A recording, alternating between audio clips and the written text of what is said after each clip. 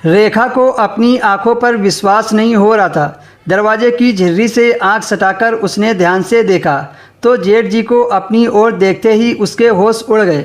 अगले पर उसने थोड़ी सी ओट लेकर दरवाजे को झटके से बंद कर दिया, मगर थोड़ी देर बाद फिर से दरवाज़ा हल्का सा खुल गया।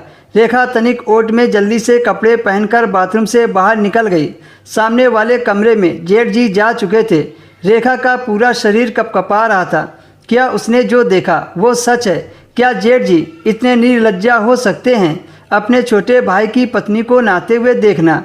छी, उन्होंने तो मर्यादा की सारी सीमाएं पार कर दी।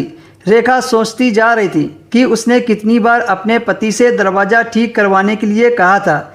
एक तो पुराना दरवाज़ा, ऊपर से टूटी हुई कुंडी, बार बार लगाने के बाद भी खुल जाती थी।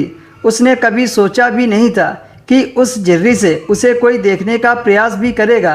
पहले से भी रेखा को जेठ की कुछ हरकतें नागवार लगती थी, जैसे पैर छूने पर आशीर्वाद देने के बहाने अजीब तरह से उसकी पीठ पर हाथ फिराना, बेशर्मी की तरह कई बार उसके सामने पैंट पहनते हुए उसकी जिप लगाना, 1 साल के नन्हे भतीजे को उसकी गोद से लेते समय उसके हाथों को जबरन छूना और उसे अजीब सी निगाहों से देखना आदि। नई नई शादी की सकुचाहट में वह अपने पति रमेश को भी कुछ नहीं बता पाती थी। कई बार तो रेखा को खुद पर शक होता था कि उसका शक सही है या नहीं।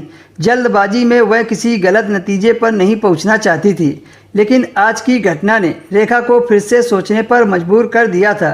घर के आंगन से सटा एक कमरा यूँ तो अनाज की बोरी, भारी संदूक व पुराने कूलर आदि रखने के काम आता था।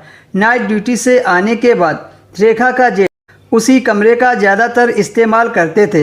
हालांकि घर में कई कमरे और थे जो खाली पड़े थे, लेकिन जेठ जी उसके उसी कमरे में शायद इसलिए सोते थे क्योंकि वहां से बाथरूम का दरवाज़ा साफ दिखाई देता था।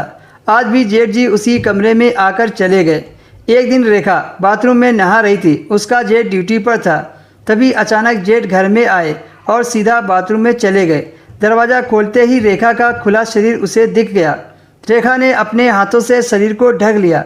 उसके जेठ ने रेखा के हाथों को हटाकर उसके साथ खेलने लगा। रेखा ने इस बात पर बहुत विरोध किया, पर वह नहीं माना और रेखा को बाथरूम में गिराकर अपना शिकार बना लिया।